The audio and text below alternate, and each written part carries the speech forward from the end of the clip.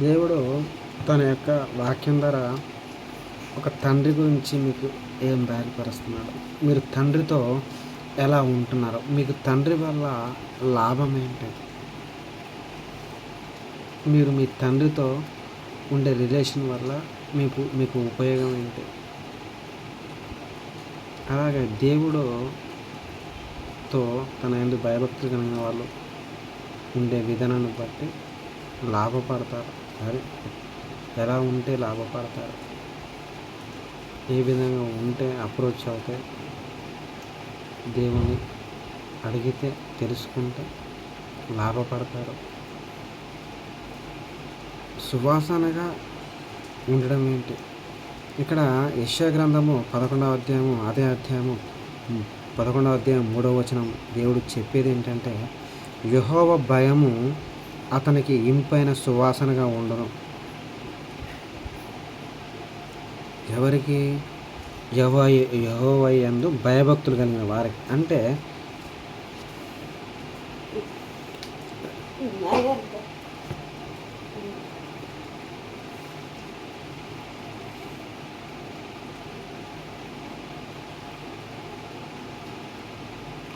యెహోవాకు అలా దేవుడికి తన కుమారుల యందు ప్రేమ ఉంటుంది కదా, తండ్రికి తన కుమారుల యందు కుమార్తెల యందు ప్రేమ ఉంటుంది కదా. ఆ ప్రేమతో వాళ్ళు ఏం చేస్తున్నారంటే, ప్రేమతో చదివినప్పుడు, మనం ఇష్టంతో చదివినప్పుడు అధికంగా లబ్ధి పొందుతాం. ఇష్టంతో కష్టపడి పనిచేసినప్పుడు అధికంగా లబ్ధి పొందుతాం. ఇష్టంతో చదివినప్పుడు అధికంగా స్కోర్ చేస్తారు. కష్టపడి చదివితే, ఇష్టం లేకుండా చదివితే ఎక్కువ స్కోర్ చేయగలరా, అర్థం చేసుకోగలరా? నీ తండ్రి నిన్ను ప్రేమించినప్పుడు, తను బహు ప్రేమతో నిన్ను పెంచుకున్నప్పుడు నువ్వు అధికంగా లబ్ధి పొందుతూ ఉంటావు.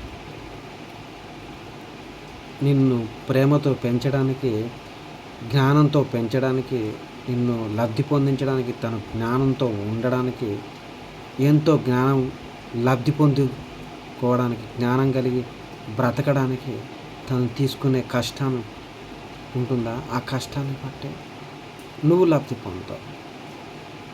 దేవుడు నీ గురించి ఆలోచించినప్పుడు నువ్వు లబ్ధి పొందుతావు. అంటే ఇక్కడ దేవుడు మనిషిని ప్రేమించినప్పుడు మాత్రమే మనిషి లబ్ధి పొందుతాడు. బహుగా ప్రేమించినప్పుడు బహుగా లబ్ధి పొందుతాడు. తండ్రి తన కుమారుణ్ణి బహుగా ప్రేమిస్తేనే, ఆ కుమారుడు తండ్రిని బహుగా, ఆ కుమార్తె తల్లిని బహుగా ప్రేమిస్తేనే లబ్ధి పొందుతారు. సువాసనగా ఉండడం అంటే ఇంపైన సువాసనగా ఉండును అంటే అర్థం ఏంటంటే, యెహోవా భయము. ఇప్పుడు దేవుని యొక్క భయము తన కుమారుని మీద ఉందా లేదా? ఒక తండ్రి యొక్క భయం తన కుమారుని మీద ఉన్నప్పుడు, ఆ భయము చేత తప్పు చేయడు ఆ కుమారుడు, ఆ కుమార్తె. అతను ప్రేమతో చూసుకున్నవాడై ఉన్నప్పుడు వాళ్ళు తప్పు చేయరు. ప్రేమతో చూసుకున్నప్పుడు తప్పు చేస్తారు. తండ్రి భయం పిల్లల మీద లేనప్పుడు తప్పు చేస్తారు.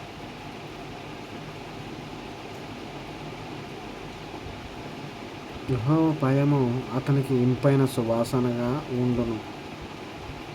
అంటే తండ్రిని ప్రేమించినప్పుడు, తండ్రి ప్రేమ అతనిపై ఉన్నప్పుడు, అది బహుప్రేమ అయి ఉన్నప్పుడు దాన్ని సువాసన అంటే, ఆ యొక్క ప్రేమతో సువాసన అట్టి జ్ఞానం, బుద్ధి, తెలివితేటలు ఇవ్వడం, ఆ క్లోజ్ రిలేషన్షిప్ ఉంటుంది. ఆ క్లోజ్ రిలేషన్షిప్లో ఆ క్లోజ్ రిలేషన్షిప్ని ఏం స్మెల్? Sweet smell. ఇప్పుడు నీ ఫ్రెండ్ని నువ్వు ప్రేమించావు, తనకి 200-300 మంది ఫ్రెండ్స్ ఉంటారు, 500 మంది ఫ్రెండ్స్ ఉంటారు. నువ్వు క్లోజ్ ఫ్రెండ్, నువ్వు ఇంటి దగ్గరే ఉంటావు, ఎప్పుడు కూడా దగ్గరుండి తిరుగుతూ ఉంటావు, దగ్గరుండి మాట్లాడుతూ ఉంటావు, మంచి చెప్తూ ఉంటావు, మంచి చేస్తూ ఉంటావు, మంచి ఆలోచిస్తూ ఉంటావు. అప్పుడు నీకు క్లోజ్గా ఉంటాడా, వేరే వాళ్ళకు క్లోజ్గా ఉంటాడా? నీకే క్లోజ్గా ఉంటాడు. నువ్వు మంచి చేస్తున్నావు కాబట్టి నీకే క్లోజ్గా ఉంటాడు. నువ్వు చెడు చేస్తే వేరే వాళ్ళతో ఉంటాడు. కట్ చెట్టు. మంచిగా ఉన్న వాళ్ళతో మంచి వాళ్ళు ఉంటారు, చెడుగా ఉన్న వాళ్ళతో ఉండరు. ఓకేనా. ఇంకోటి ఏంటంటే ఎప్పుడు కూడా దేవుడు తన కుమారునికి బహు ప్రేమతో చూసుకున్నప్పుడు ఆ ప్రేమ సువాసన అని అంటారట. ఆ ప్రేమనే సువాసన అంటారు. ప్రేమతో ఫ్రెండ్ పిలిచి మనకు స్వీట్ ఇస్తాడు. ఎవరు? మన క్లోజ్ ఫ్రెండ్. అందరికి ఇస్తాడా స్వీట్లు? అందరికీ ఆహారం పెడతాడా? మనకొక్కరికి ఆహారం పెడతాడా? మనని పక్కన తిరుగుతూ ఉంటాడా? అందరి పక్కన తిరుగుతుంటాడా? ఎందుకు? మన గురించి అన్నీ తెలుసు. మనం మంచి వాళ్ళమై ఉంటే మన పక్కన తిరుగుతూ ఉంటాడు. మనం దుర్మార్గులం అయితే తిరుగుతాడా పక్కన? మనతో స్నేహం చేస్తాడా? మంచిగా ఉంటారా అసలు? ఇక్కడ వాక్యంలో ఏమంటున్నాడు? యెహోవా దేవుని యొక్క భయము అతనికి ఇంపైన సువాసనగా ఉండును. దేవుని భయమే అతనికి ఇంపైన సువాసనగా ఉందంట. నువ్వు తండ్రిని ప్రేమించినప్పుడు ఆ తండ్రి ప్రేమ నీపై సువాసనగా ఉన్నప్పుడు దేవుడు నీకు ఎలా గిఫ్ట్లు ఇస్తాడో ఆ తండ్రి కూడా ప్రేమతో నీకు అన్ని కొని పెడుతూ ఉంటాడు. ఆహారాన్ని ఇస్తూ ఉంటాడు, డబ్బులు ఇస్తూ ఉంటాడు, బట్టలు కొనిస్తూ ఉంటాడు. ఎందుకు ఉత్తగానే కొనిస్తారా? ప్రేమతో కొనిస్తారు. ప్రేమ ఉంటేనే కొనిస్తారు. నువ్వు అందరికి కొనిస్తావు బట్టలు, అందరికి కొనిస్తావు, అందరికి వాచెస్ అవి అందరికి కొనిస్తావు. ఎవరిని ప్రేమగా చూస్తావో వారికి కొనిస్తావు. ఎవరిని ప్రేమగా చూస్తావో వారికి స్వీట్స్ ఇస్తావు. ఎవరిని ప్రేమగా చూస్తావో వారికి డబ్బులు పెడతావు. ఎందుకంటే వాళ్ళు నిన్ను కాపాడుతారని, వారు నీకు సహాయం చేస్తారని, వారు నీకు ముందు పడతారని నమ్మకం. బహు నమ్మకంతో నమ్ముతావు. నమ్మి ప్రాణం పెడతావు. అలాగనే ఆ ప్రాణం పెట్టడాన్నే దేవుడు సువాసన, ఇంపైన సువాసన, ప్రేమతో డబ్బు పెట్టడం. ఇక్కడ అదే అంటున్నాడు. ఇక్కడ ఇంపైన సువాసనగా ఉండును. యెహోవా భయము అతనికి ఇంపైన సువాసనగా ఉండును. కొడుకు యొక్క ప్రేమ తండ్రికి ఇంపైన సువాసనగా ఉంటుంది. తండ్రి ప్రేమ కొడుకుకి ఇంపైన సువాసనగా ఉంటుంది. అందుకొరకనే కానీ ఏ కొడుకైనా కానీ తండ్రిని మొదటగా నమ్ముతాడు, కానీ బయట నమ్ముతాడా? తండ్రి డాడీ నాకు డబ్బులు కావాలంటే కానీ ఒరే ఫ్రెండ్ అని చెప్పి వెంటనే వీనికి కాల్ చేస్తాడా? తండ్రికి కాల్ చేస్తాడా? తండ్రికే కాల్ చేస్తాడు. ఎందుకు కాల్ చేస్తాడు? చిన్నప్పటి నుంచి కూడా తండ్రితో సహవాసం చేస్తూ ఉంటాడు. అంతగా వాళ్ళు ఫ్రెండ్లీగా ఉంటారు. మనకు దగ్గర రిలేషన్షిప్ ఎవరో వాళ్ళని అడుగుతాం డబ్బులు. ఎందుకంటే మనల్ని అర్థం చేసుకుంటాడు. మన హార్ట్ తెలిసి ఉంటుంది, మన బాధ అంతా తెలిసి ఉంటుంది. నీ బాధ తెలిసిన వాళ్ళే నేను అర్థం చేసుకొని ఆదరిస్తారు. ఎవరు పడితే వాళ్ళు ఆదరించరు. దేవుని యొక్క వాక్యము నిన్ను ఆదరిస్తుంది. దేవుడు ప్రేమ నిన్ను ఆదరిస్తుంది. దేవుడు ప్రేమ నిన్ను లేవనెత్తుతుంది. దేవుడు ప్రేమ నిన్ను ఇంపైన సువాసనగా చేసి మనుషులకు జ్ఞానాన్ని ఇస్తూ దేవుడు నీకు ఘనత కలిగిన వాడగా నిన్ను ఉంచుతాడు. మహిమ కలిగిన వాడగా నిన్ను ఉంచుతాడు. నిన్ను అలా ఉంచాడంటే దేవుడు నిన్ను ప్రేమించాడని అర్థం. దేవుడు ప్రేమిస్తేనే జ్ఞానం ఇస్తాడు. ప్రేమిస్తేనే నీ గ్రేట్నెస్ ఇస్తాడు. ప్రేమిస్తేనే సమస్తము ఇస్తూ ఉంటాడు. నన్ను ప్రేమించిన వారికి, ఇప్పుడు ఫర్ ఎగ్జాంపుల్ కొడుకున్నాడు, తండ్రిని ప్రేమించడు.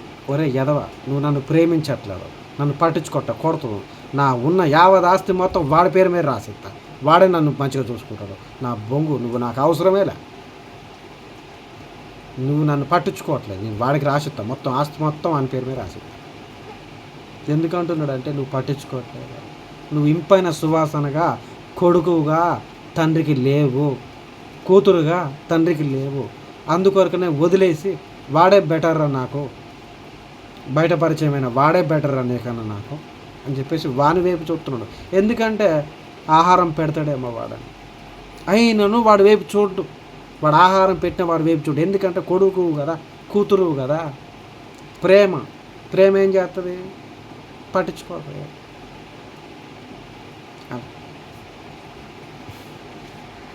నువ్వు ఇంపైన సువాసనగా ఉన్నావా, అగ్లిగా ఉన్నావా, మరి వ్యతిరేకంగా ఉన్నావా తండ్రికి తల్లికి? నువ్వు ఏ విధంగా ఉన్నావు? క్వశ్చన్ వర్సల్ ఆన్సర్ విత్ ఆన్సర్ చేసుకో. నీ యొక్క వాక్యానికి, దేవుని యొక్క వాక్యానికి ఆన్సర్ చేసుకో.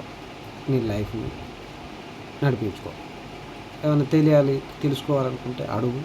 ఫోన్ నెంబర్ ఉంటుంది, కనుక్కో. నాకు తెలియకపోతే జ్ఞానులు ఉన్నారు, వాళ్ళకి కనెక్ట్ చేస్తా. వాళ్ళు కూడా మంచిగా మాట్లాడతారు. నీకు తెలియని విషయాలుంటే తెలుసుకో. బైబిల్లో ఉన్న జ్ఞానం అంతా నీకు తెలిసినప్పుడు నువ్వు లబ్ధి పొందుతావు. ప్రార్థన చేయి, అడుగు, దేవుడిని మాట్లాడుతూ ఉంటాడు. ప్రార్థన చేసుకో. దేవుడు తన వాక్యం ద్వారా నీతో మాట్లాడతారు. తన సంఘంలో వెళ్ళినప్పుడు, సండే నువ్వు ఎప్పుడైనా వెళ్తే దేవుడు తన యొక్క వాక్యం ద్వారా నీతో మాట్లాడతారు, నిన్ను ప్రేమించినందుకు. ఓకేనా మై డియర్ ఫ్రెండ్?